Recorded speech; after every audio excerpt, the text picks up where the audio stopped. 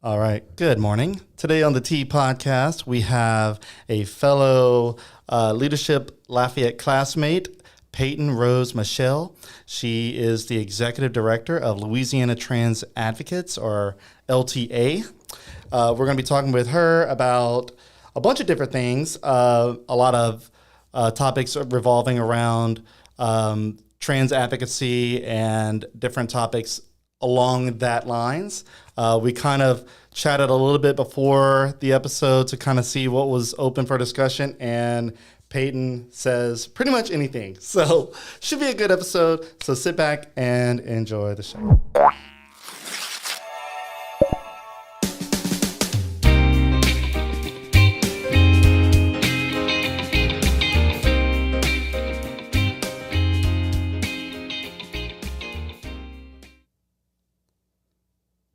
All right, so before we get started, I want to go ahead and let you know about our presenting sponsor, Chase Group Construction. They take the lead and become your one point of contact for the entire design build process. So if you're looking to build a business or renovate a business, they are the people to call. They have a diverse portfolio of projects that range from medical centers to popular restaurants to multi-unit shopping centers, all the things that you can build and run a business out of. Their website is chasegroupconstruction.com. Great local people, and they support us, so we are going to make sure to let you know about them. All righty. So Peyton, welcome to the Tea Podcast. Thank you so much. I love having tea. Oh, yeah. Look, I wish I had tea right here, but there's going to be some tea, I'm sure, that's going to be spilt. Exactly. All right. So go ahead and for introduction's sake, tell us a little bit about you and the elevator pitch style. Yeah, so I'm Peyton Rose Michelle, Executive Director of Louisiana Trans Advocates. I use she, her pronouns, and I've been an advocate for like 8 years now. I became an advocate out of survival means to support myself, and then I just learned about all kind of other injustices in the world that, I thought I should try to contribute to as well. And I've volunteered. I used Louisiana Trans Advocates as resources as a younger trans person, volunteered, and just kind of literally worked my way up the ladder until getting to a place where I thought, how do we go further without staff? And so I made that jump and turned us into a staffed organization, and I'm just doing whatever I can with whatever I can ever since. Okay, so I want to go ahead and kind of, I was going to go into what the Louisiana Trans Advocates organization does, but you're originally from Lafayette, right? Parks, Bridge, yes. Okay, Lafayette. okay. Look, let me move the mic a little closer. Okay. There you go. So tell me a little bit about growing up in this area. I'm from an hour north in a smaller town called Turkey Creek, closer to Alexandria. A lot of people would call it the Bible Belt of Louisiana. It's kind of tight around that area. And then as you go further south, the Catholic religion really becomes more prominent. As you go further north in Alexandria, North Louisiana, that is more Protestant-based, Baptist, Pentecostal, and all that. Tell me a little bit about growing up in this area of Louisiana for you. Yeah, I was raised Catholic. I got my communion, and then I was told by my parents that I could continue or, not continue it was up to me after I got my communion. So I got my communion. I, at the time, did not feel very supported by the church, so I did kind of dip out of the church. Being raised here has been really interesting. People, of course, like to, assert their beliefs onto other people sometimes, which now as a Christian, I do not think is very appropriate. But, it's been very interesting. It's obviously a very small town. I grew up literally between two cane fields, literally. I love small towns. I love ruralness. I love being in nature. I love all of it. And I even love the people. I mean, Burbridge was an interesting experience for me because it felt like, except for a small few, everyone just kind of let people be. And I really appreciated that. I think that's kind of the energy we should all be having more so. Yeah. And I loved going to the crawfish festival and all that. So I don't know. It obviously wasn't perfect, but I'm a positive person, and I found the positive in it for sure. Yeah. So in comparing this area, you said you like small towns and the ruralness of the area. I'm pretty sure you've traveled to larger cities. I'm pretty sure for different marches and everything like that. How do you compare those places to this area? Is it more accepting for real, or is it a facade? Everywhere has their different personality, I guess. Like, I remember one time I was in Denver and I was walking along the streets and I smiled at someone and they looked so offended. I don't know. I guess people don't smile at each other the same way. But again, here you smile at someone and then they'll go talk about you behind your back. So, Oh my gosh. Everyone has their different personalities. Everyone has their different ways of dealing. I do think that other places are more, I would say it's accepting, yes, but I think other places realize they don't need to care what other people do in these micro areas in their lives, whereas here people feel like if you don't align with them in the micro areas as well, whatever those are, I think that's where the tension begins. Yeah. The care about it. So growing up in a much smaller town than Lafayette, the town, I think, had a population, or I think should still have a population of around 400 people. It's technically a village, not even a town. They do have a mayor. When you hear an ambulance, everybody's mama ambulance chased, wanted to know who the ambulance was going to, because it was such a small place that it was nosy, but also there was like a level of care. But Southern women will talk. And so like, oh, who's so-and-so, is it a domestic dispute? Is it this? And so moving to Lafayette, yeah, we're not a big city in comparison to Houston or LA or anything like that, or even New Orleans, but we're big enough to where the small town that I lived in, this feels like a big city with a small town feel. I don't feel like people here chase ambulances as often. You hear an ambulance or siren, you wonder like, oh, it's probably either a chase or, a domestic dispute, but you don't think to go follow it. But in small towns, they do. So it kind of seems similar when you're comparing a small town to a city in your perspective. Bigger places tend to not care as much as what you're doing with your personal life versus a small town. When it's your personal life, it's so small that some people feel like they need to be involved in your personal life. Exactly. And I think small town people feel a level of, or can, not always, but they can feel a level of they feel like they deserve to know things on a different level about people. Like they deserve to know what's happening in their family. They deserve, and I'm nosy, so I totally understand. I'm curious. I get it. I want to know things, but there's a boundary about how much you're going to pry, how much you're going to ask questions, how much you're going to put your energy into knowing. Like you said, the difference between wondering, oh, what's happening in that ambulance from your driveway or whatever, and then the difference in getting in your car and going to try to figure it out. Yeah. Oh, the differences between small towns and big cities is always interesting to talk about, and there's several different facets where you can talk about that. Yeah.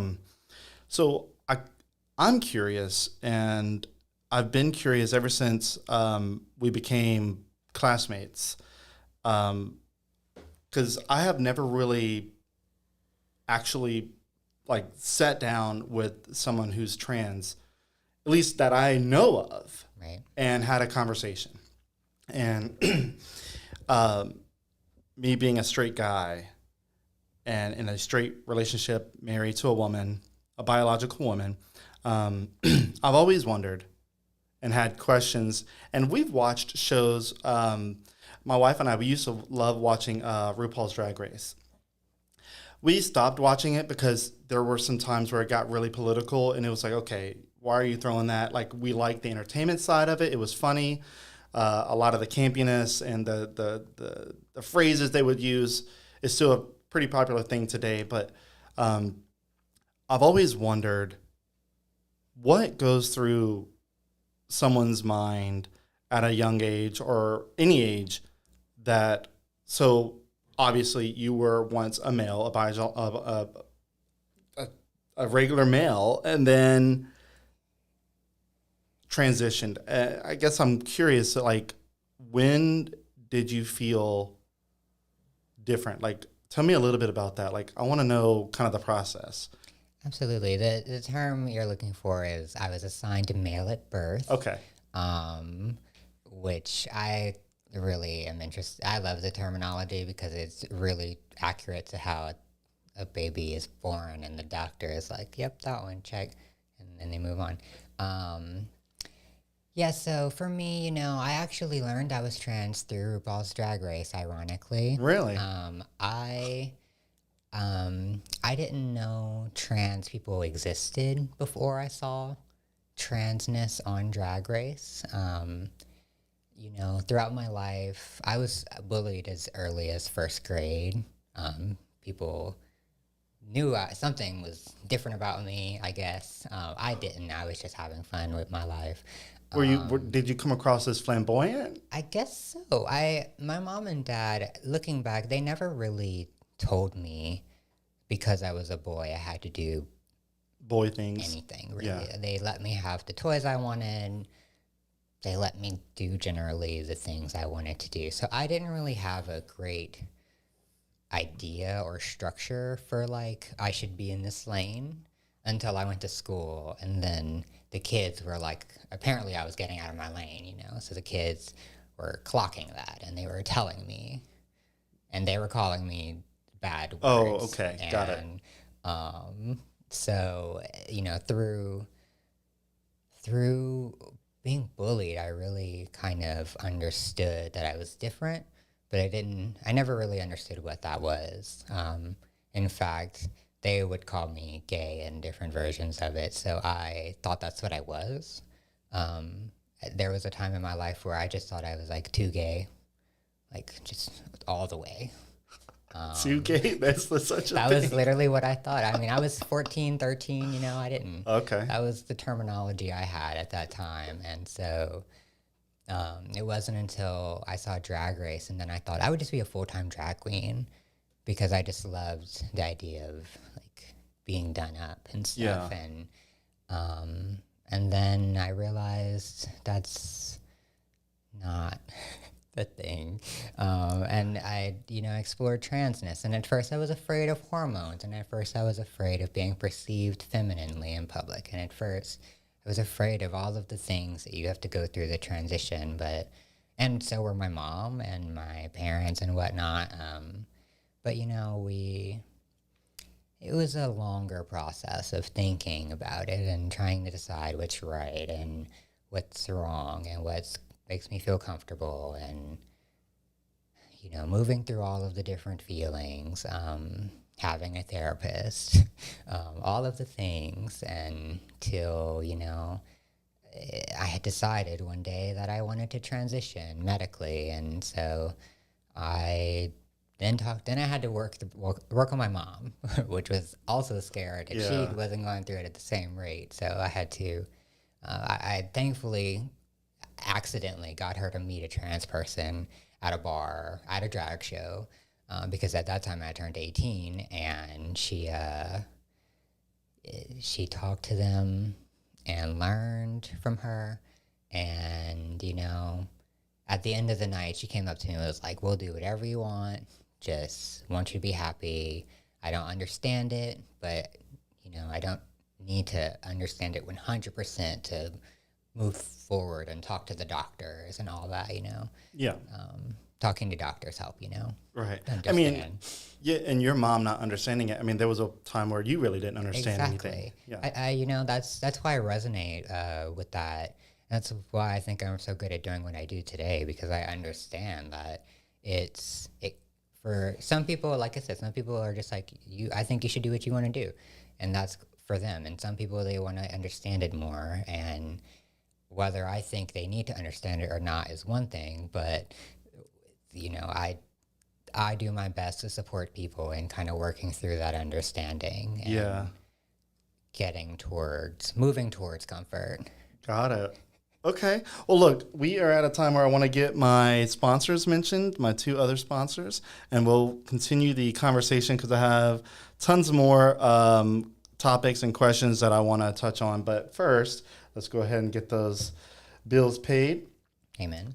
So, Music Academy of Acadiana, if you're wanting to learn music or if you want to improve your music talent, you can check out Music Academy of Acadiana. They are Acadiana's top choice for music lessons. So, anything from piano, guitar, if you think you have a voice or if you do actually have a voice and you want to improve it, they teach that. Drums, violin, all the things. Founded by UL Lafayette Music School graduate Tim Benson. They have national recognition and are consistently voted as a top school in 2016 since 2016. And then the founder, he's also in a cover band, an emo cover band called The Criers. So if you want to check him out, really cool guy, really great company, local company. So if you want to learn music, they've had several students go on to graduate college and excel in college and also compete in major music competitions like American Idol and The Voice. Really cool stuff. So check them out. Their goal is to make music lessons fun, educational, and to help foster the next generation of musicians and creative thinkers. And their website is musicacademyacadiana.com. And then our final sponsor round for EPS is Electronic Protection Systems, or EPS. You may have seen the signs. Basically, they have been around for 20 years, recently expanded to Houston, Texas.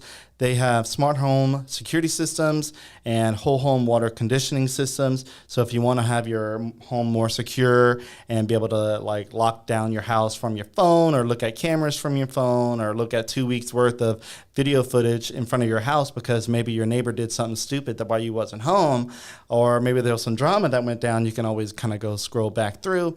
And also if your water sucks at home, you can make your water taste better with their systems. Basically, it just filters out all the water going into your home and helps all your appliances and your water taste better, smell better, all the good stuff.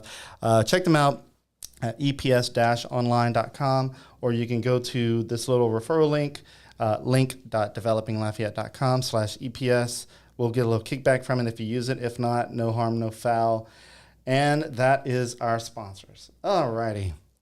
Love it. That was probably the quickest I've ever done that. Because I'm trying to keep my train of thought here. All right.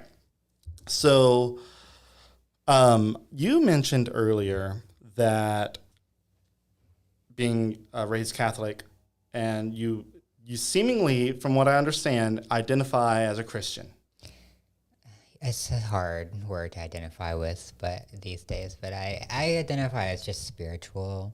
Okay. But I do go to Christian churches. Okay.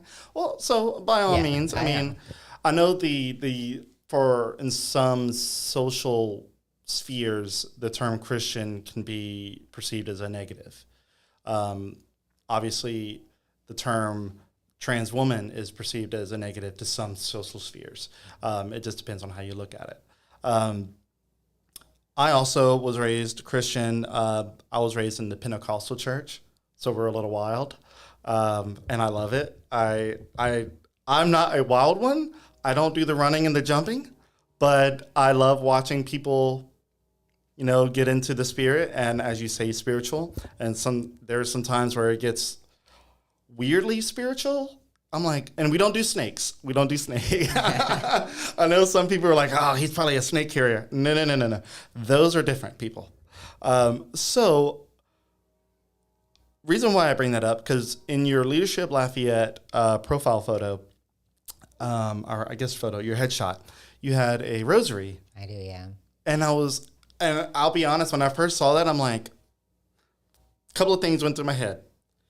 Either Peyton is newly trans and still figuring out life from being a Christian and all that, or this is a jab at Catholicism and the fact that, Catholicism sometimes has a pretty bold stance against certain people.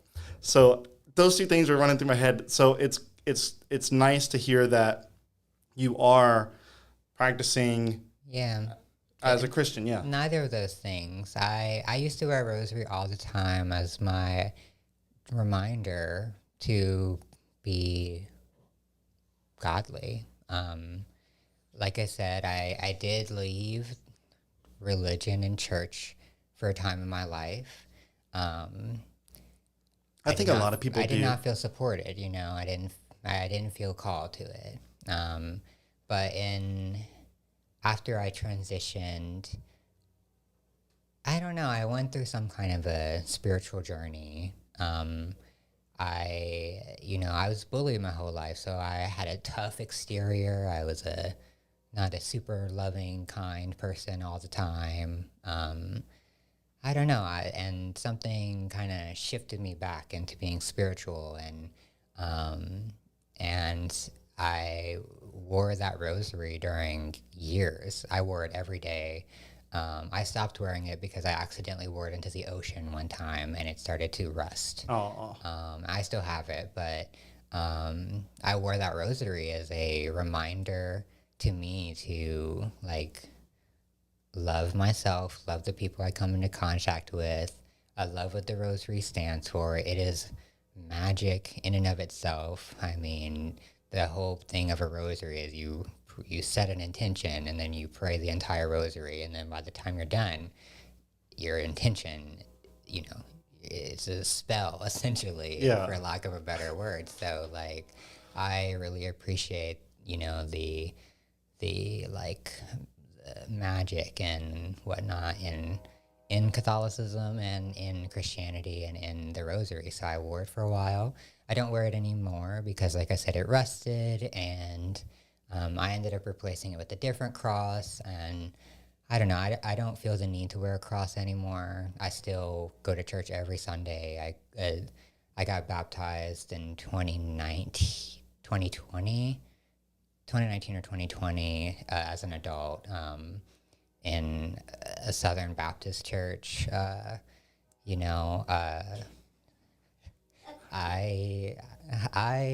appreciate the Lord, and I appreciate, being a part of that energy. And I think that when Christianity moves from that and it moves to judgment, I think it is moving away from its original intent. I mean, even the Bible says it's not our job to judge, it's the Lord's job. So I just, this is not my job. My job is to be good, be kind, be loving, share, etc. So that's what I try to do. No, I love it. I love, I don't want to judge anybody's path in life, especially if they're still trying to figure out things, especially when it comes to religion, because religion is complicated. It's a hard one.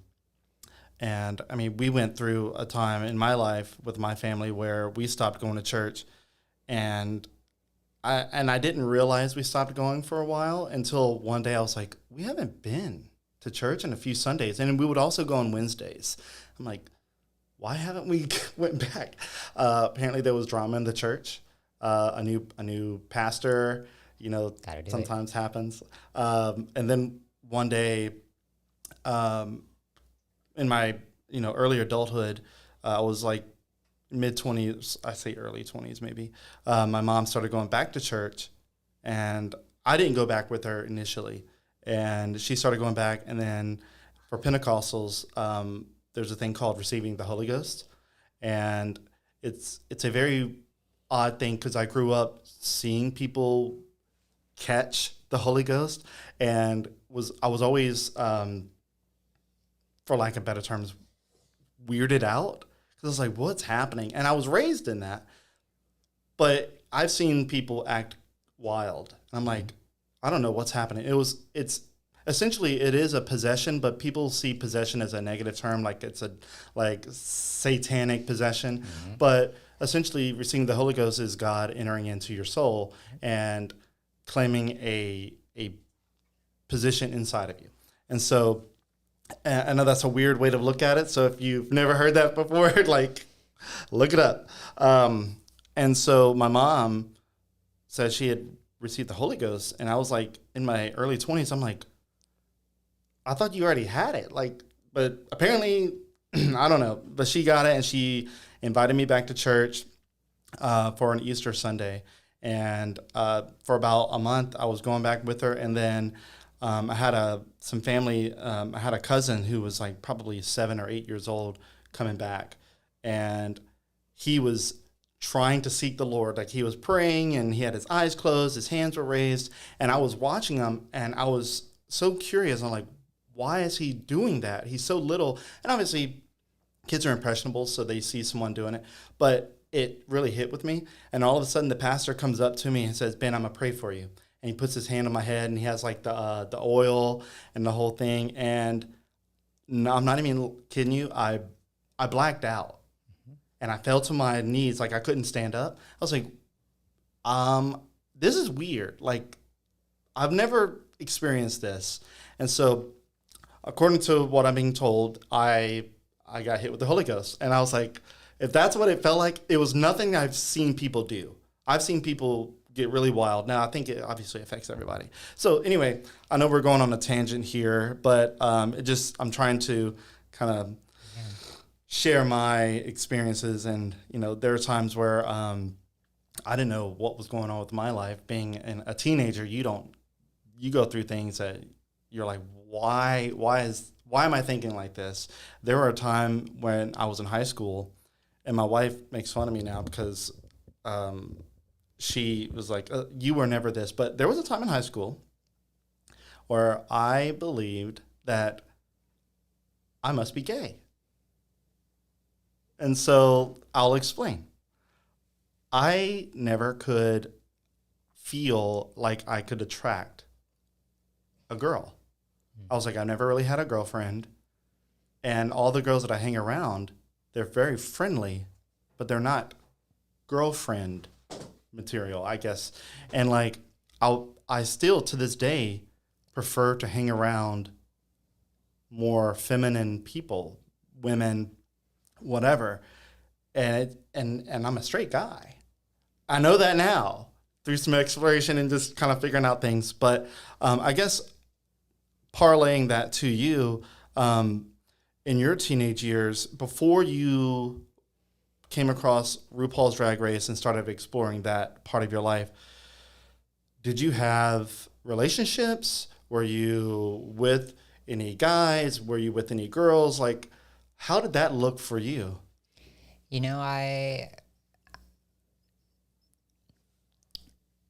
I would say I was too depressed to pursue any relationships, but I did date some girls, like probably about 5-ish during my like middle high school years. I remember I'm still friends with some of them to this day.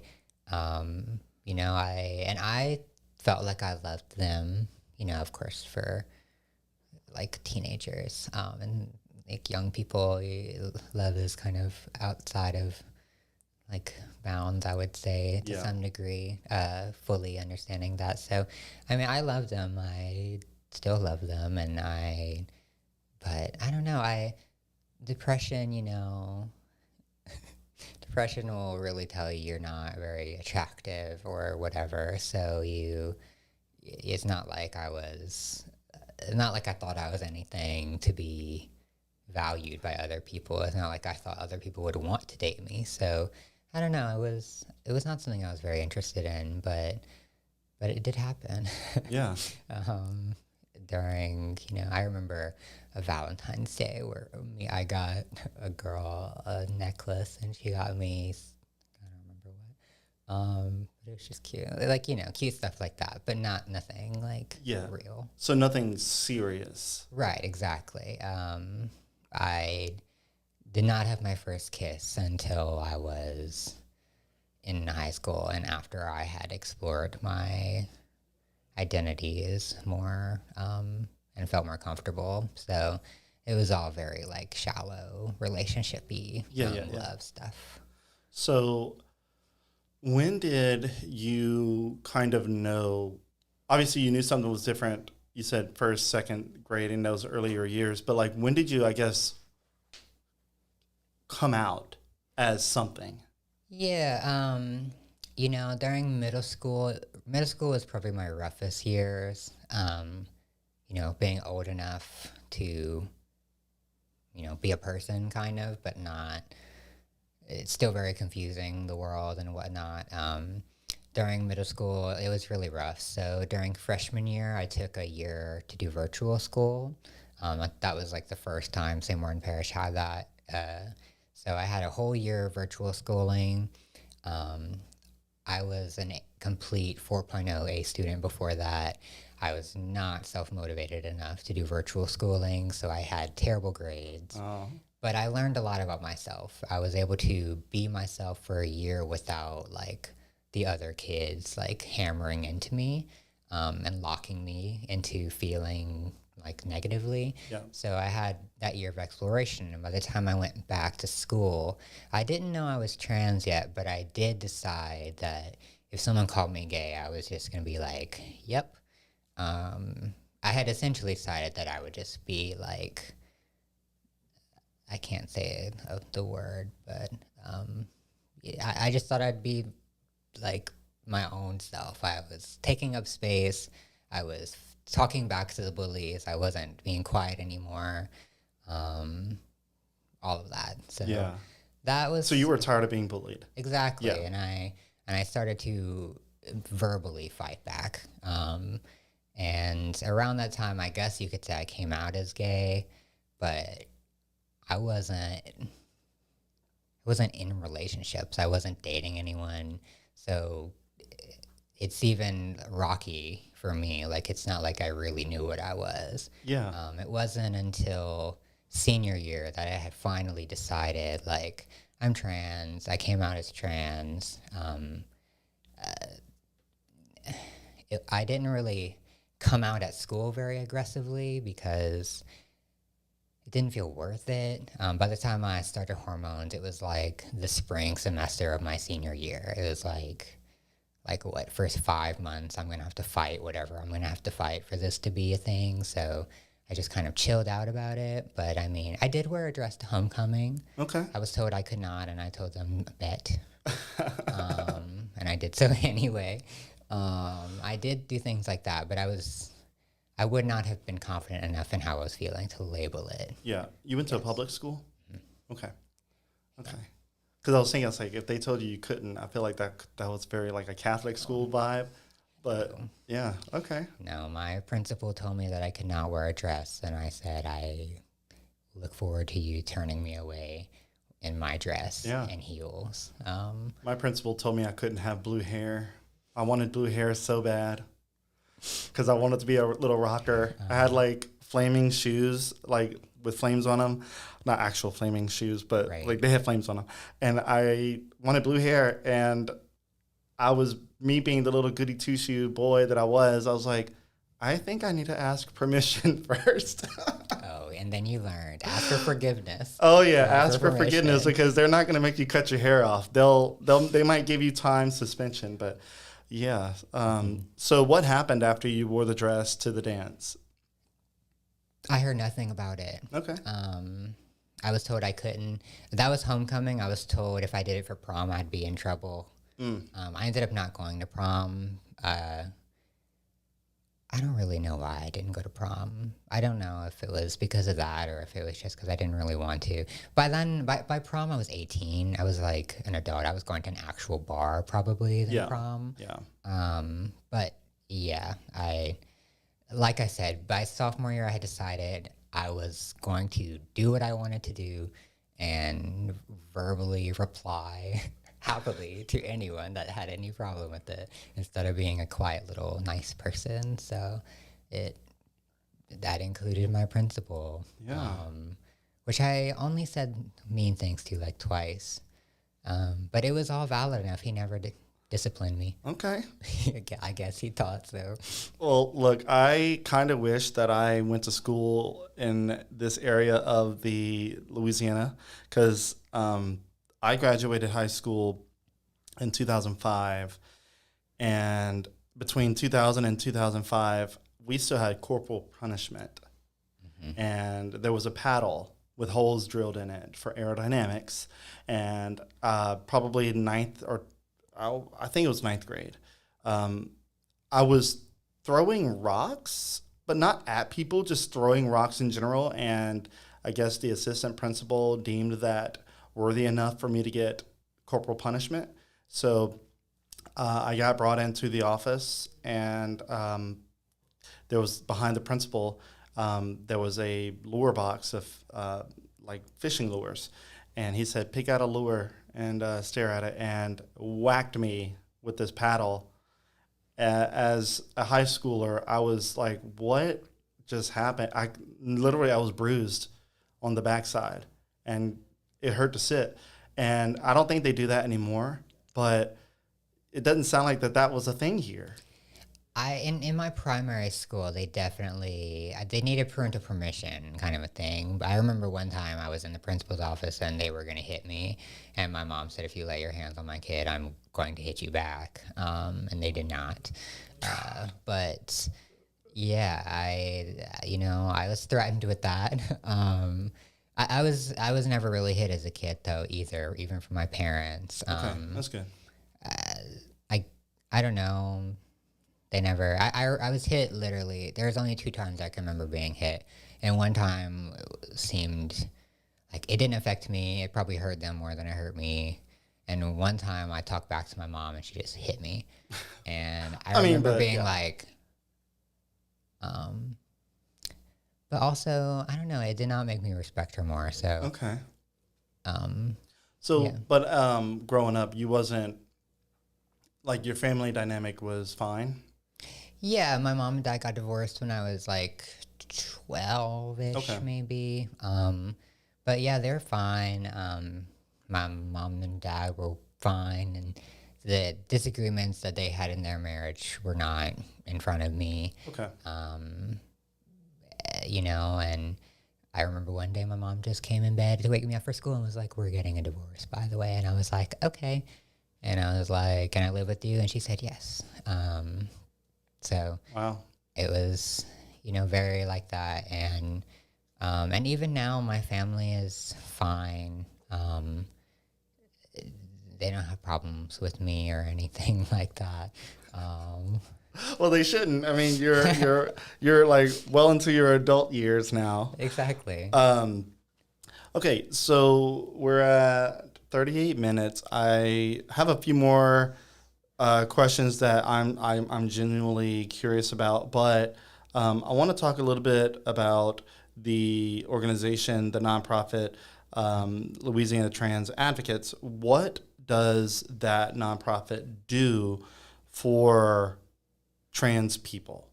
Yeah, it was originally founded basically as a social support group to happen monthly that trans people could go to. It was originally in New Orleans, and people would show up and they would really just talk. It was nothing super formal, just people shared how they felt. Other people said, "We're here for you," and they had a community that way. Nowadays we have like 10 support groups around the state. We also have other resources, like we have a healthcare provider list to help trans people find access to healthcare resources like therapists and doctors that are affirming. We help people deal with like name changes and whatnot. So we provide supports to the people going through their journey. We do education, like have spoken to groups of lawyers, groups of teachers, groups of students. Yeah. I've spoken to so many people about, just trying to create safer spaces for trans people in whatever various area they're in. And of course, I do advocacy. Our organization has almost always had a priority of like having presence at our state capitol and connecting with legislators. Sometimes there were also like local movements, like in New Orleans and whatnot, to do like local measures. But yeah, that we honestly do everything we can to help trans people in Louisiana feel better. Hold up.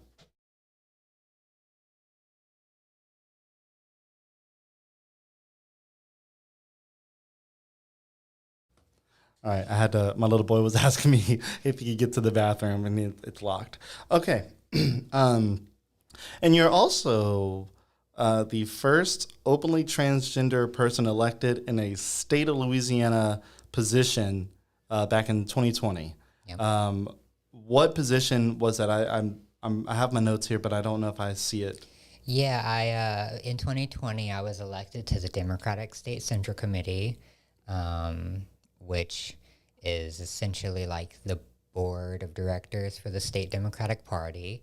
The Republican Party has the Republican State Central Committee, which is the same thing. Yeah. How many people is on this committee?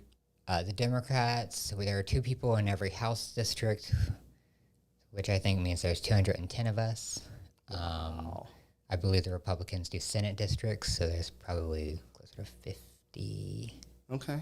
I don't know. Don't quote me on that. Okay.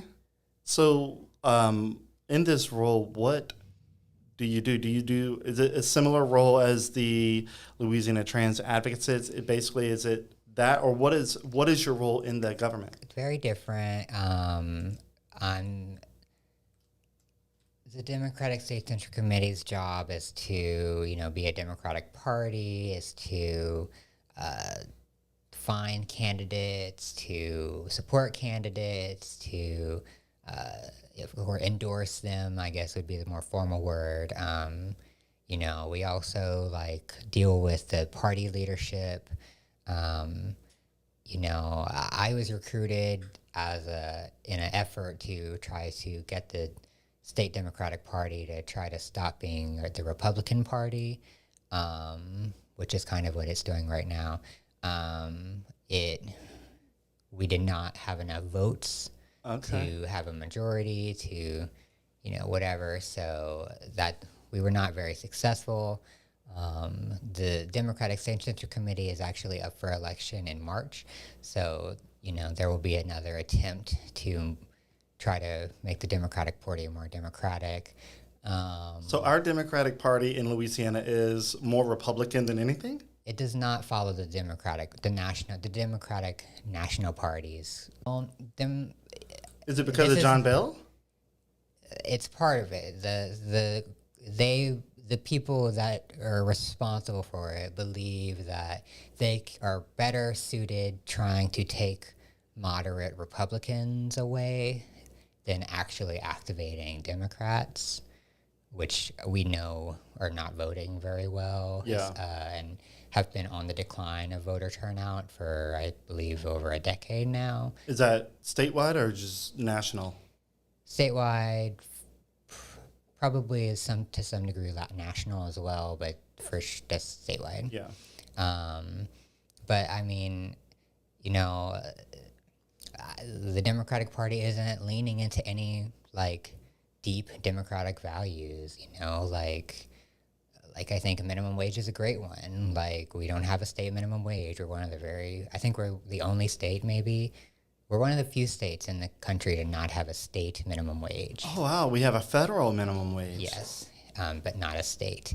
Many states across the country have either a slightly higher or much higher state minimum wage, so they don't actually follow the federal That's so minimum wild. wage. I didn't realize that. Yes. Okay. And of course, yeah. So they did try that. There was a bill, they did attempt it, but it's not something. Our Democratic Party is really failing to connect with voters right now. The Democratic voters in the state of Louisiana, there are more Democrats than Republicans. Like in most districts, it was by a fairly significant amount, and now that's kind of like changing because the Democrats are voting. Some of them are changing to Republican. Blah blah blah. It just depends on the person. I mean, oh God, Kathleen Blanco's daughter, Monique, she went from Democrat to Republican, and I had her on whenever she was running, and I asked, well, that was one of my first questions, like, why did you go from Democrat to Republican? And she gave a pretty, I would say, political, very easy answer that was like, my husband, he's very conservative, and our family has conservative values, and I just aligned with that a lot more. And I just thought, it was convenient that she switched parties shortly before deciding to run for mayor president, which I was like, hey, whatever, do you, but it seemed interesting. Yeah, I could never get away with running as a Republican because they would never believe me. But I don't believe Democrats could really get elected. I mean, like in the parish of Lafayette, I would not see that being. Oh no, Lafayette's very, very conservative. Well, if Democrats voted, actually there'd be more. Oh, I'm sure. But like the majority of the Republicans here are very active. Yeah. Well, I say very active. It seems not like the majority, but the majority of the people who are active are Republican. Right, there you go. That's actually that's only what we're like looking for. 30% of voters. I know it was a very low turnout for was it the runoff? I think it was a super low turnout, like 18%. And that's and that's why a lot of people believe that Monique Blanco Boulay got it versus Josh Guillory. I would argue that if more people voted, they would have probably voted for Monique too, but because Josh Guillory had a lot going against him. Even a lot of staunch Republicans were like, But I will agree that that's the thing about democracy is if people don't vote, you're only relying on the people who do vote. Yeah. And then it becomes a get your people out to vote war. Mm-hmm. And in my opinion, this is why our democracy is failing actively because so few people vote. But because I think for many years the chant has been, I say a chant, I use that word loosely, is that our vote doesn't matter. Because I think they're looking at national, like federal, because we have the Electoral College, and it feels like at times our vote doesn't matter because the popular vote will say one thing. The Electoral College will say another. Well, the Electoral College is the one that defines the vote. It's like, oh, well, they have a lower turnout, but that's who we're going with. Right. And I want to say in 2016, when Donald Trump got elected, I think the popular vote was not for Donald, but the Electoral College was for Donald. That's right.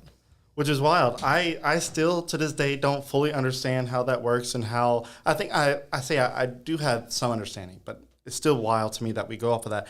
But statewide and locally, we don't have electoral positions. No, I believe the Electoral College only works for the presidential. Everything else is based off of popular vote. Yeah. And all the statewide, it's all popular vote. But again, people have to vote. Yeah. I know. I mean, if we don't turn out, it's like we literally have no reason to complain. We just have to deal with it. So I wanna shift a little bit, going back to a couple of questions. When you started exploring transness and made the decision to commit, did hey Bennett, can you put your headphones on? He's jamming. He is jamming. Did you make after making the decision to commit, did you have to have a funeral for your old self? I don't believe in that for myself. There are some people that say like the old person dies and then, I don't believe that. I would say more like my authentic self kind of like unfolded more, like a flower opening up or something like that. I know that my mom and my family and stuff like that, I mean, they had A grieving period, essentially. I don't know if they would describe it as grieving, but they had a transitional period of figuring it out Of their own, yeah. Right. So, but I don't know.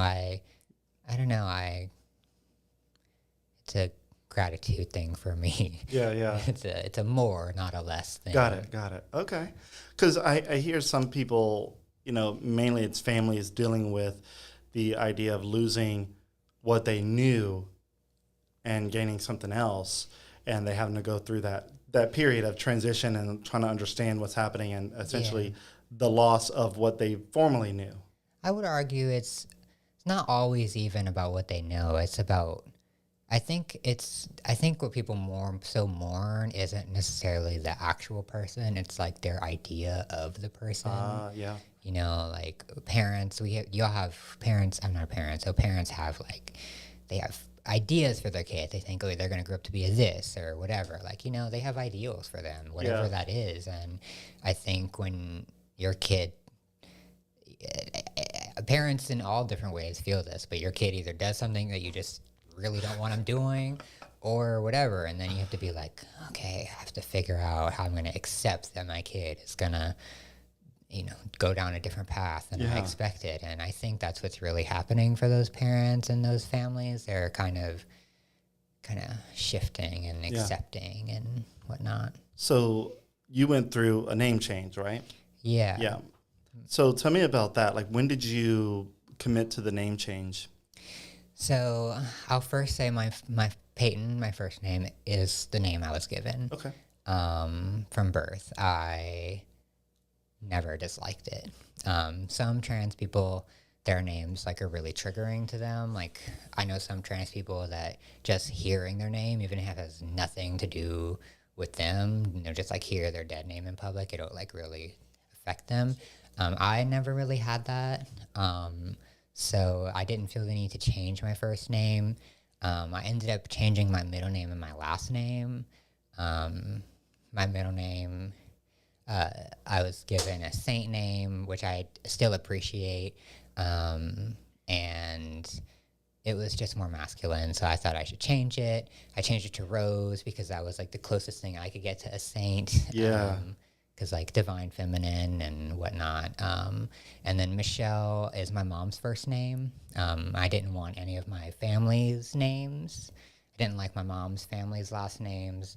I didn't want my dad's last name. So I took her first name, and I figured I'd kind of start a new family, kind of a vibe.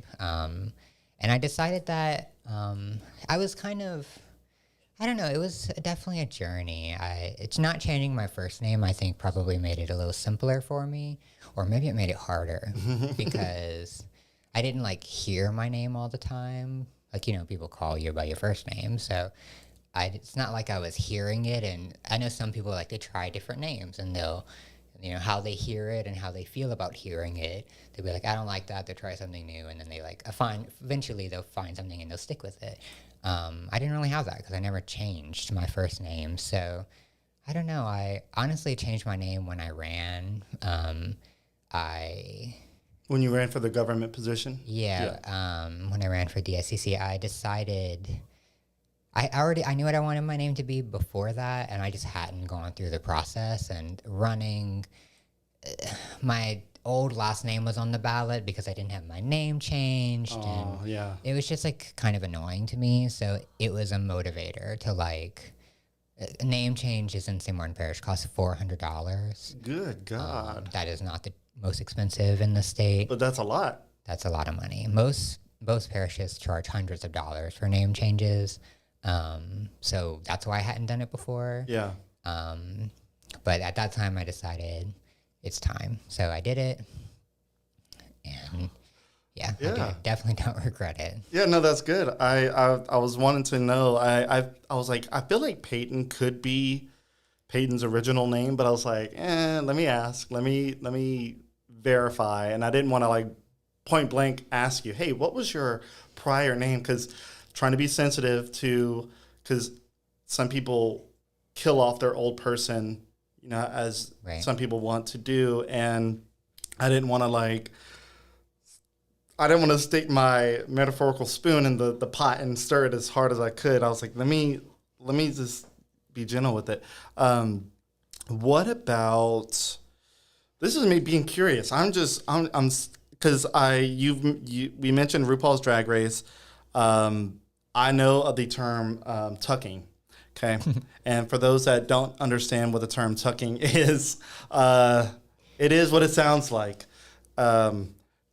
I could not imagine doing that because the feeling of parts moving around just gives me the queasies.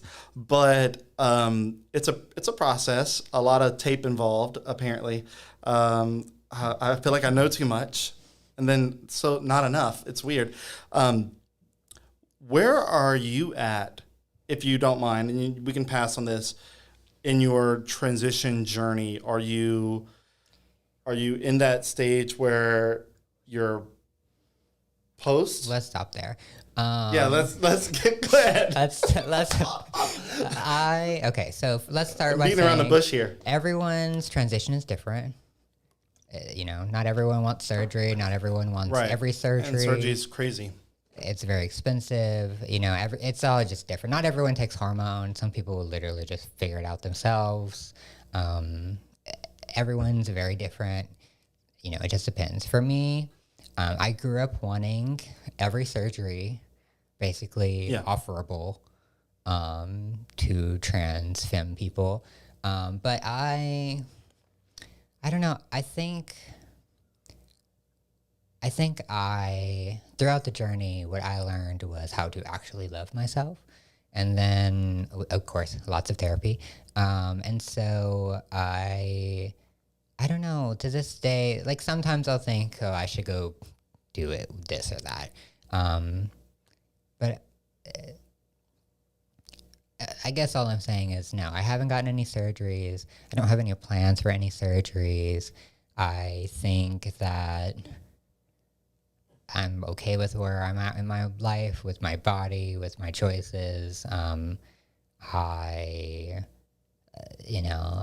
the most simplest of form, this is the way God made me. Yeah. And I'm cool with it. I don't feel the need to change it. Maybe I'll feel differently, and then I'll go about that. But right now, no. Okay. Yeah, I love that. And like you said, everybody's journey is different, and what they're comfortable with. Because surgery is a big deal, and you hear all the time of surgeries being botched, and some of them are successful and some of them are not. It's just you never know. The worst part, you have to pay for them, and then you have to be off of work for days or weeks. It's such an investment energetically and monetarily that you have to, and some people think, even cisgender people think if they'll go get surgery, they'll love their body, they'll love whatever. Talking about gender or body dysmorphia. Right. People get plastic surgery for all different types of reasons. I think some people think that they'll be happier with surgery.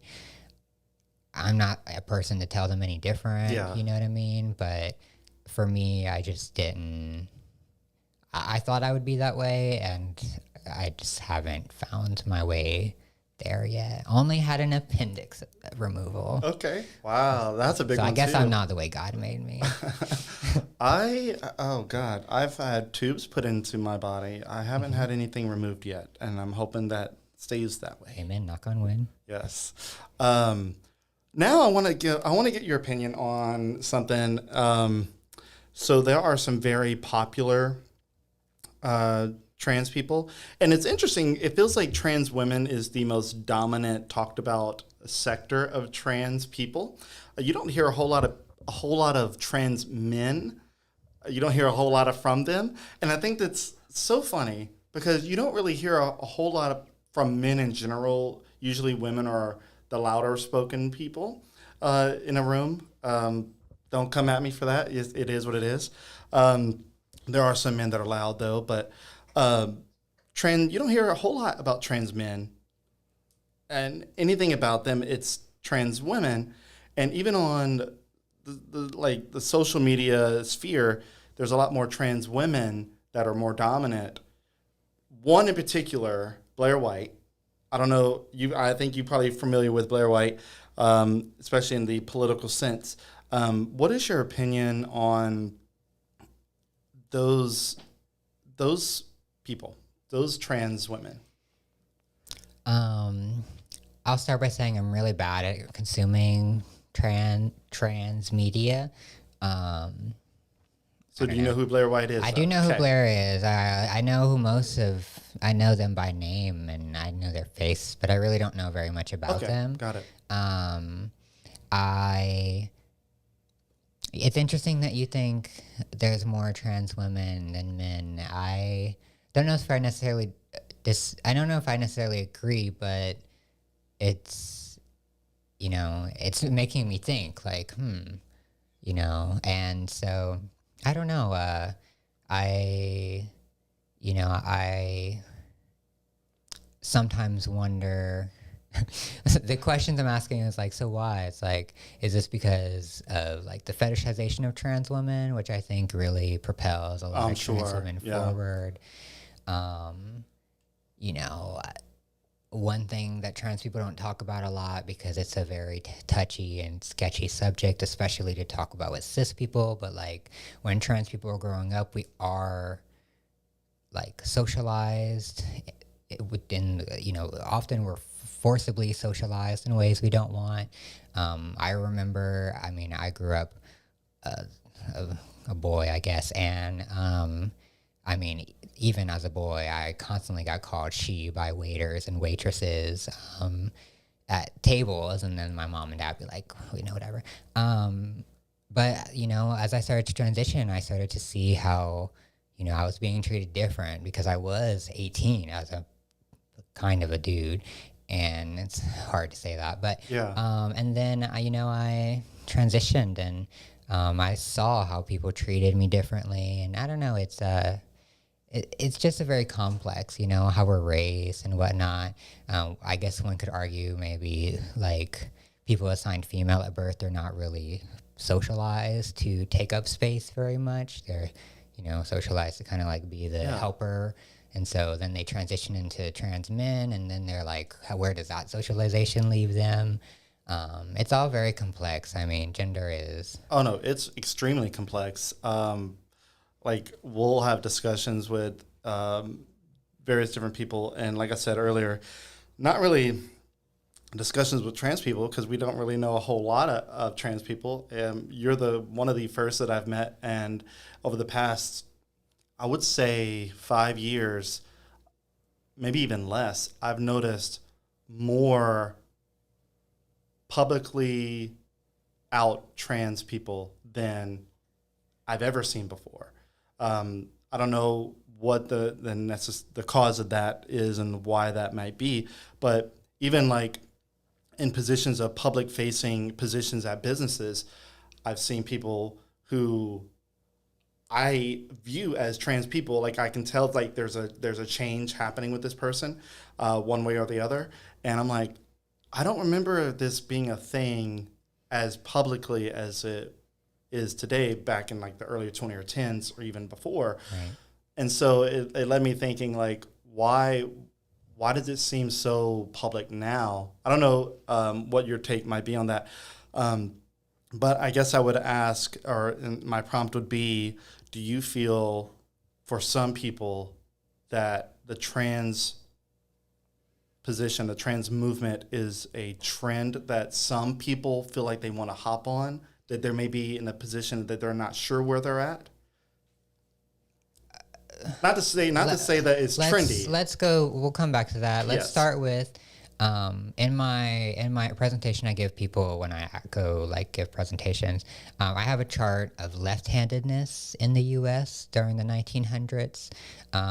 As you may know, left-handed people were stigmatized, and they literally thought they were of the devil. Wow. Back in the early as late as the early 1900s. I mean, even before that, of course, they were chastised and told you need to write with your right hand. I'm sure you've heard some stories about this. Yeah, vaguely. I hear more about the trying to push out Cajun French. That exactly. Well, my dad is left-handed, so I've heard a lot. He's told me stories about how they tried to tell him he needed to write with his right hand. Of course, there were no scissors for left-handed people back then. There was no anything. You had to assimilate to some degree to right-handedness, and it wasn't until stigma for left-handedness fell. That the first left-handed scissors were invented, I believe, in 1967. I love that you know this. This is part of my presentation, and I don't have the graph with me, but there's a literal line graph showing left-handedness is kind of flat, and then the stigma, there's more and more left-handedness, and then around the mid-60s, there's a sharp uptick in it. And then it kind of it keeps going up, and then it kind of plateaus out a bit at whatever percent it is probably nowadays. And it's all because of stigma. I mean, it's not like people were born left-handed more often. You know what I mean? It was purely based on social stigma. And now there are more left-handed people there were a century ago. Okay. So that's a really interesting point. I do think, of course, with trends, I do think that there are people who want to fit into trends. I won't deny that. But I would also argue that I don't know, I would think that's smaller than the amount of people who, now are just feeling better about it, feel the stigma dropping. So you potentially before when the stigma was greater on trans people, those people that if given the fact that today they would be trans, potentially 10, 15 years ago, those people would just more or less identify as being gay. Or they wouldn't do anything. Okay. I mean, I still know trans people that don't transition until their 30s, 40s, 50s, 60s, 70s, actually. I know trans people that have transitioned at literally all ages. And I know I still know older trans people that still don't feel like they can come out because they don't think their family will do it. They think whatever, So, in fact, one of my good friends committed suicide months ago, and they were a trans person, and it's still no one knows besides probably me and, probably a handful of other people. And, so, it's that stigma still exists for sure. It's still keeping some people in the closet. It's still making some people, express their identity in whatever various other ways that they can. But, I mean, it's a balance. Yeah, it's a balance. I mean, and like you said, the trendy part of it might be less, I guess, trying to make sense out of, because especially with RuPaul's Drag Race starting in the earlier 2010s, and then the popularity of that, I feel like, especially the drag race scene, the drag queen scene has definitely exploded.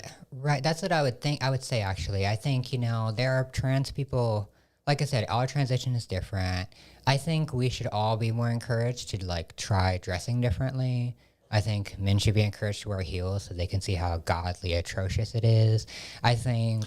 I tried my mom's heels on when I was a kid. Exactly. It sucks. I think it's healthy to experiment and try different things. Yeah. And I think that the trend probably does, push maybe other people to try things, which I would think is positive. But there's a big difference between people who make doctor's appointments, go to the doctor approves them for pills, they get on pills. We have to take pills our entire lives.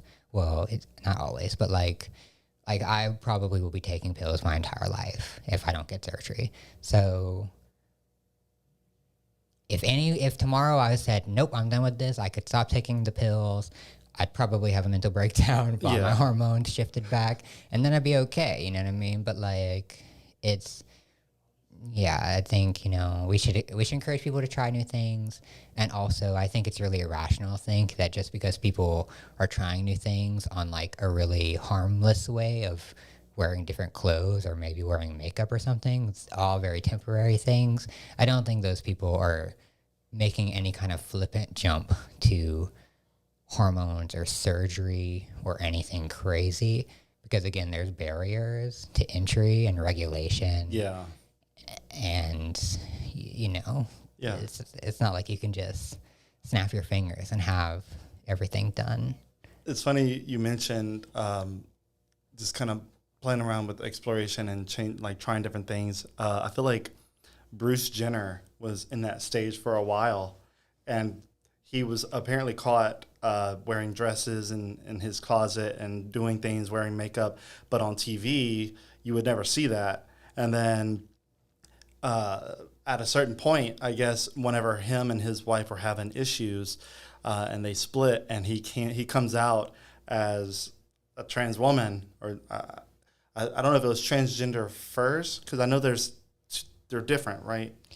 Or they're interchangeable. No, yeah. Okay. It was a lot of people. For a lot of people, it was a shock, but for some people, it was not. Like they saw it coming. Exactly. Yeah, I mean, I think, we all deal with it in different ways. I think some people get to experiment. Some people don't. Some people, this is maybe a rude way to say it, but for some people, they experiment the rest of their lives because they never feel like they can really like invest further than just kind of experimenting a couple times a year in the privacy of their own home. And then there are whole groups of people that tell them what they're doing is wrong and they need to stop and they should. I mean, that's where we go back to just leaving people alone. If it doesn't bother you personally, then I mean, obviously for them it's bothering them personally, but it doesn't affect you personally. Yeah, I mean, people ask lots of invasive questions, and I often just try to tell people, like, do you need to know what genitalia people have? Like, is it really going to affect how you treat them? And also, if it is, what does that say? Yeah. Like, I don't know. There's so much. If people are hurting other people, that's totally one thing. And right. Of course you address that. But if you're offended because someone is walking next to you, outside of your personal space. And there's people out there that are offended by people walking next to them. There sure are. There's a special place for those people. Amen. Okay, so I want to start closing up, but there's another topic that I think is an interesting one, is dating. So the dating scene for trans people and straight people are obviously different, but also it's starting to feel like it's becoming more meshed. And what is your thoughts on the dating scene? Is there an etiquette that is there for, let's say for example, a trans woman meets a straight guy, and what does that interaction look like? Is there an etiquette? Yeah, I think there's etiquette for everyone. I mean, correct. Even, when you meet someone, you talk to them. When you think you might go further, one would hope that you have a conversation about setting boundaries, using protection, etc. Like, I mean, I guess it's not always that clean, but like So for me, as a trans person dating, it's very touchy. I find a lot of anxiety in dating. Oh, I bet. I don't like to meet people in public because I know they don't. I don't assume they know that I'm trans, and I don't mind telling them, but like often it's in a bar, and they or we are both. There is alcohol Yeah, involved. yeah. It's really not the time. Yeah, it's not conducive to a good understanding. You're right, and it's difficult, and you never know what's going to happen. There is something called the gay panic defense that is essentially that is a legal defense for some people to like literally murder people because of like they feel like they didn't disclose. Okay. It's pretty atrocious. So like for me, it gives me a lot of anxiety. I prefer dating online because then I know I can disclose before. When I've dated online, I don't even give them my phone number until like when they ask for my phone number, I'll be like, okay, happy to give you my number. I'm making sure you know this before we move forward. Yeah, and they'll be like, yeah, and I'll be like, cool, and then we move on. And it's not that big of a deal, but it does add a lot of anxiety. You have to be super vigilant with who you meet. Yeah, I don't think everyone needs to know that I'm trans, but I do think that if, like, being intimate with someone is in the very foreseeable future, that I don't want them to find out during that process, so I'm going to tell them. But, like I said, how do you know when that's going to be? Do you know? It's not always clean. Sometimes it just kind of happens, and you don't. It's a very messy. It's why I usually date online. In fact, I've actually just stopped dating, kind of, because I'm just like it's so touchy. And then I'm like a public figure to add on top of all the other drama. Yeah. I travel and people Google me. Yeah, I'm like I think I'm safe because I'm not in Louisiana, but I'm not because they Google you. Google. So it's it's like. It's a very touchy subject. In a perfect world, I think we care about people more for who they are, and like I think the other things matter, and I do think it's valid to a degree to like make decisions about your partner based on the other things, but like I would start to say, like, do you need to express all of those things out loud to that person? Yeah. Can you just be like, love you, gotta go? Like there's ways to be respectful about having your own preferences and boundaries and communicating all of those things.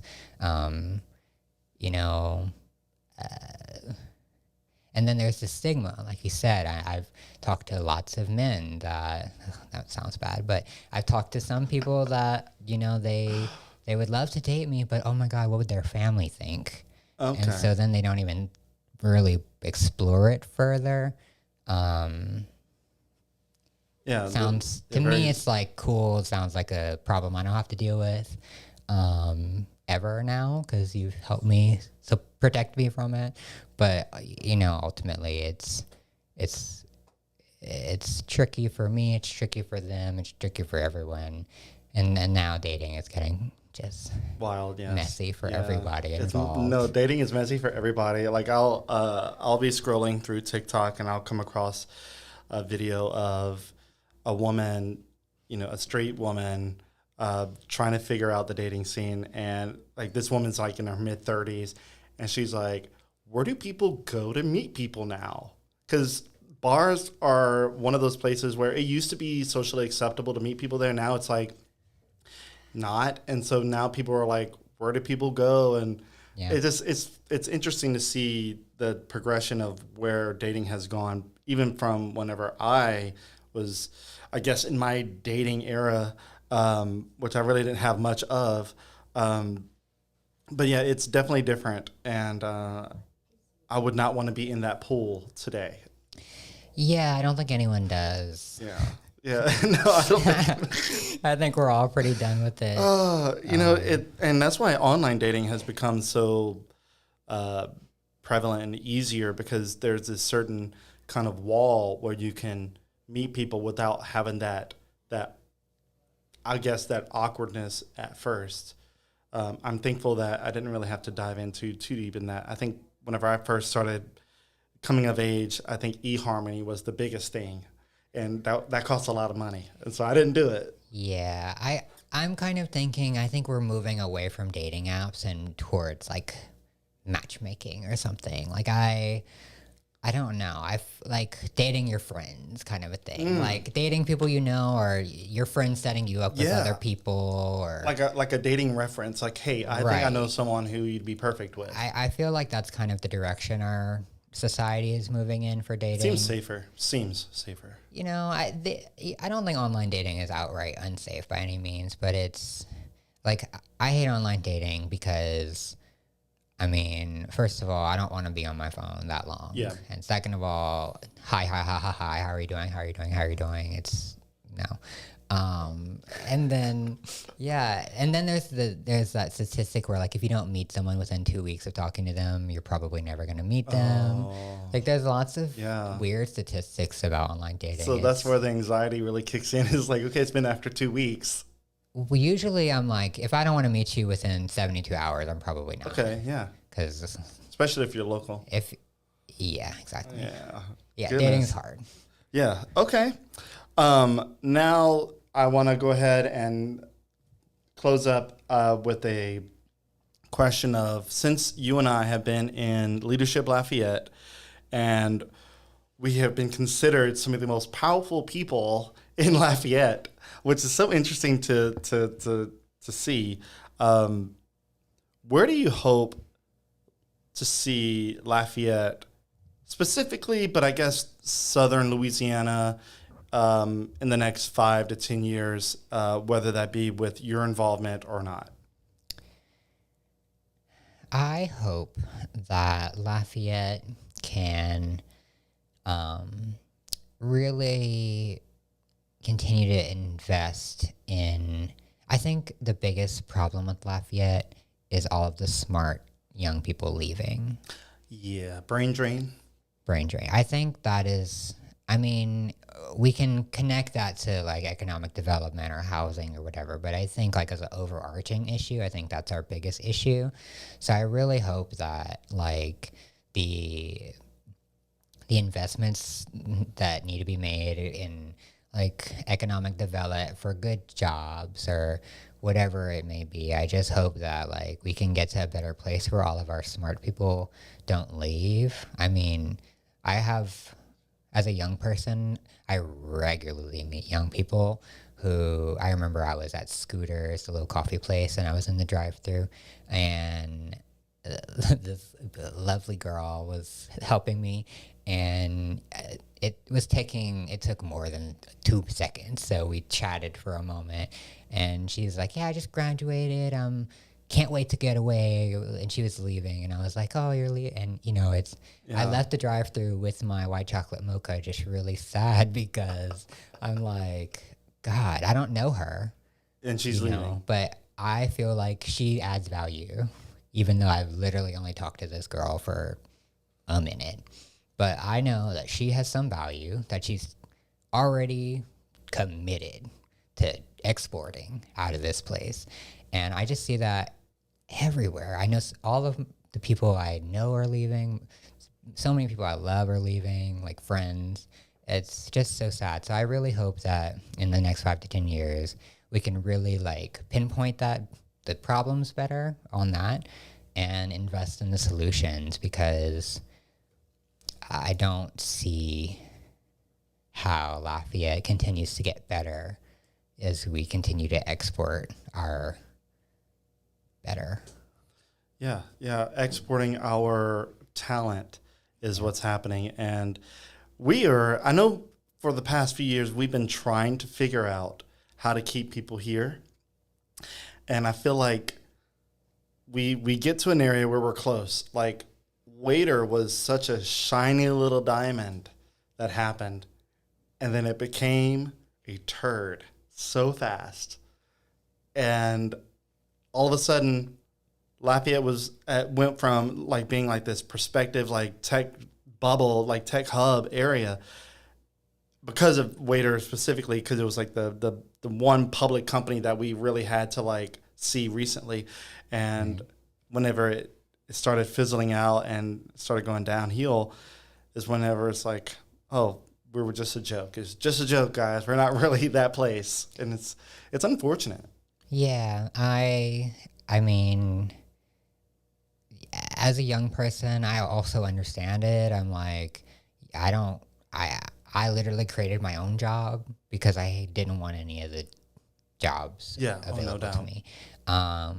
Obviously, not everyone has that privilege and that energy or whatever, but I'm grateful I did. And so, I don't know, it's like, what do we expect these people to do? Do we expect them to create their own jobs? No, No, they're not. They've been told their good chunk of their life that they need to work, do good in school, and get a degree in either being in the medical field or in some sort of tech or software development, oil field, and then bounce and go somewhere where you can make a lot of money because you're not making it here. Yeah, and even with remote work, you would think that to some degree there'd be an ability to like stay here and have a job elsewhere. But I think that's such a small few people too that do get the remote jobs that pay well. Right. A lot of times, what I'm seeing is people move first. They go grab the job in person, get established in the company, and then are like, "Hey, I've been here." Bennett, you're moving the camera, buddy. They get their job, they become secure in it, and then are like, okay, I want to bounce, and like, can I remote work? Like, I want to travel, I want to do this, and then they get the good remote work and get paid, California money, but in like Tennessee or Louisiana, they come back and like, hey, I got my remote work, let's locked in. That'd be nice. I mean, even so many beloved establishments that have been closing, as I know you know about. It's like, to my knowledge, these people didn't pay well. No. And they didn't treat their employees to a degree that they felt appreciated. And it's like, we have to do better ourselves. We have to value people. It's like, that's the actual problem. We don't value people enough. And so they're like, I'm going to go somewhere that values me more. And it's like, I don't know how to make these people value because they already think that it comes back to Christianity. I'm like, Christianity is about abundance and loving each other and sharing and making sure other people have food on their table and their housing, and we just don't invest very much energy into that, sadly. Yeah. Well, I love that perspective. I thought you were going to take it a different direction, and I love that you really focused on the betterment of the economic status and the fact that we're losing people. I mean, that's the bare minimum. Like, I want. I also want trans people to feel safe, and I want all of these other things. And now I think that's obvious, right? But also, it's like, I'm always trying to tell people, like, when the baseline is poverty, like, I can't ask for this level to be met. Like, we need to go to the poverty line and try to take those people up. We can't just magically have everything perfect. And like, we know poverty is like the cause of every problem in our society, crime and all. It's like, people would probably be nicer to people if they weren't so stressed. Oh yeah. People probably wouldn't care about trans people if they were just good.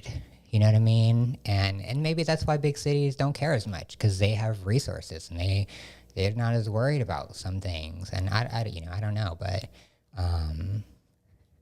yeah, it seems like it better goes all back to money. A lot of it. It does, and it comes to Like, why is it so difficult for other people to get money? Why do people not feel like they should have money? And it can also go back to education. We know Leadership Exactly Lafayette, right. Education in Louisiana is the one of the worst. Well, and then you're going to get me on a tangent about how, our system is just so willfully uninterested in actually supporting people. I know. We could go, look, we could go a lot longer on this, this road. Next time on the 2-hour podcast. Well, no, we're at an hour and 30 minutes here.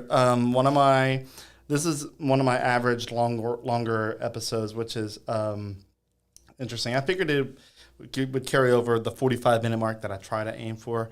But I was like, you know what? I have a lot of topics that I want to cover, and there's a lot of things that I think I want to get. And me and you really haven't spoke a whole lot in Leadership Lafayette. We really didn't. There was a handful of others, too, that I really didn't sit with. Like one was Cabrina. I never really sat with her that much. Cade, I never really sat with him too much. So there was a few people that I'm still like, that's why I'm like inviting people onto the podcast. I feel like I need to connect with you somehow, and I'm like, how do I do that? I'll bring you here where it's like one-on-one, and like I'd like to get like a couple of people in here from the group to have like a greater discussion of everything that we experience. And coincidentally, there's a whole new batch of people that's about to be unleashed into Lafayette as far as Leadership Lafayette goes. So I'm curious to see who those people are, Right. And what they end up doing, because some of our classmates have already gained positions in businesses recently. Some people have gotten promotions, and one has just started working for Leadership Lafayette, or the Institute of Acadiana, which is really cool. I'm like, I didn't know there was a position open, and this person got a position. So it's like, okay.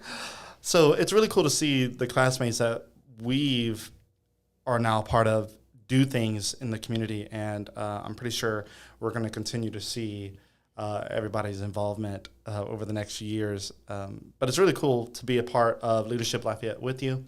Yeah. And it was a pleasure having you on. Is there anything that we didn't talk about that you want to mention, or is there anything you want to mention? I love the message of just like love people. And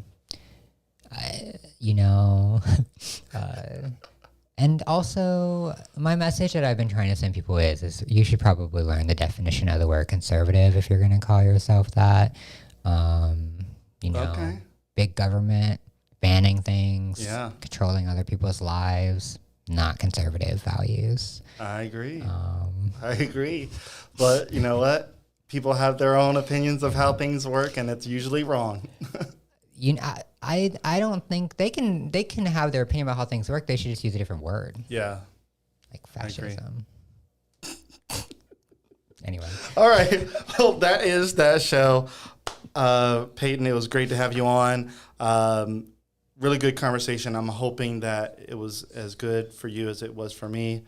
Yeah. And I really appreciate you and what you're doing, even though I may not agree with everything that you and I have talked about and do, but I do respect you as a person and as a human being. And a Christian, for crazy example, that's really neat. So yeah, we share a lot, and it was a great conversation. Yeah, thank you so much. I was a fan of developing Lafayette before leadership, and I was grateful to be in class with you, and here we are. Yeah. Awesome, man. Well, look, that is, in the nutshell, developing Lafayette is to make Lafayette better and develop it into something that we can be proud of. And I've been doing it it'll be 12 years in April, which is wild. And there's been a lot of good developments, and there's been some interesting, not the greatest developments, but it ebbs and flows. Yeah. So I love and appreciate your work. Thank you for the work you do as well. I appreciate you. All right, guys, and that is it. I hope you enjoyed the episode. And we didn't have any comments to monitor, which is great. So, with that, I'll leave you be. And Peyton, have a great weekend, and I'm pretty sure I'll see you around. Yeah, thank you so much, you too. All right. Y'all have a good one, guys.